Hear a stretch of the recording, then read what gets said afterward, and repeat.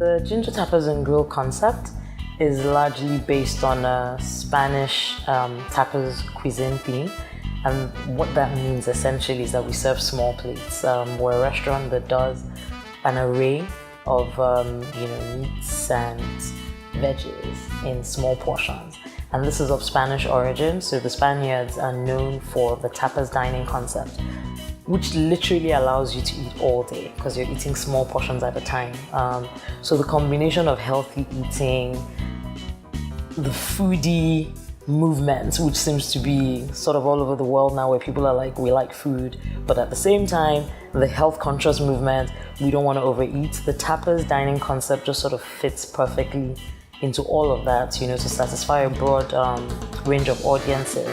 You're able to try different things, you're able to eat small portions, you're able to share, which I think is one of the things I enjoy the most about tapas, is that communal aspect to it. So that's the concept of our restaurant, and why did we opt for that, especially in this environment? I think I found it very attractive that I could run a restaurant where I could eat how I like to eat, which is eating in bits and pieces, but all day and constantly eating. So it just sort of made sense once I discovered tapas dining to run something like that in this market and create a fusion that worked.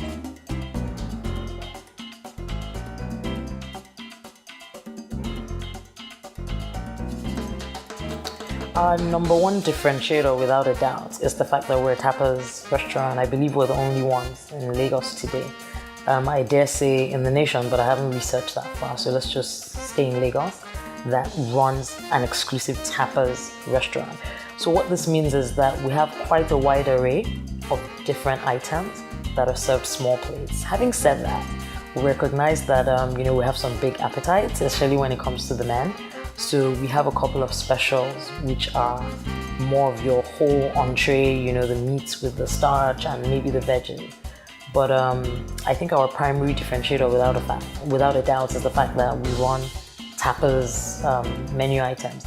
And then of course the infusion of the Spanish culture into our ambience. So in the decor, in our music, in our entertainment, we bring in that Spanish element to make it a different experience each time you're here.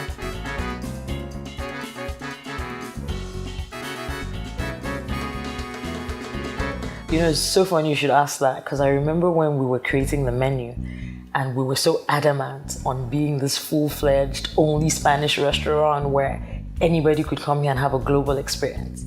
But I think a combination of common sense, realities, and really understanding what the consumer is looking for has helped us drive the menu in such a way that we've been able to create a fusion of Nigerian items. First of all, in the restaurant business, one of your primary goals is always to serve the freshest meals at the most affordable prices and make sure it's healthy.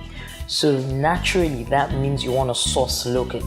And if you're going to source locally, 9 out of 10 items that we have help you make the local dishes better.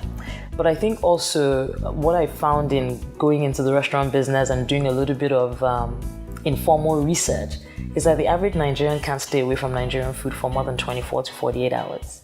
You'll find that even when people travel, they take some dry pepper along, or by the third day, they're asking for a Nigerian restaurant wherever they are in the world, or they're cooking at home. So I found out very quickly that we couldn't do without Nigerian food on the menu, and fortunately we've been able to incorporate some really clever ones that work very well. Your asun, the gizdo, which is plantains and gizzards, grilled fish, chicken, snails, but infusing some of the Spanish seasonings and flavors.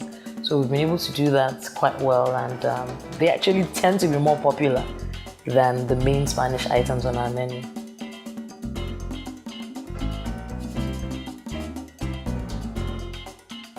So we open every day from noon.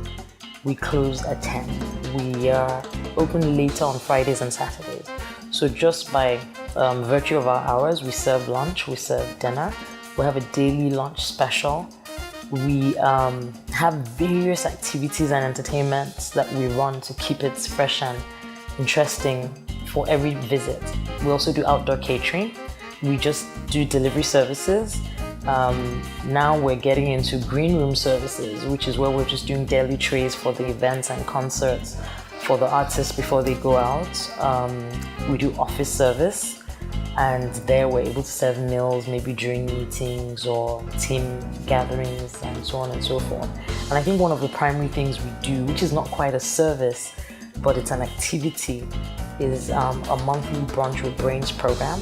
And this is sort of like a women's empowerment thing where we have one speaker, talk to us about a subject matter that they're an expert on, and we're able to learn from them. We're able to share in a very convivial environment, wining and dining.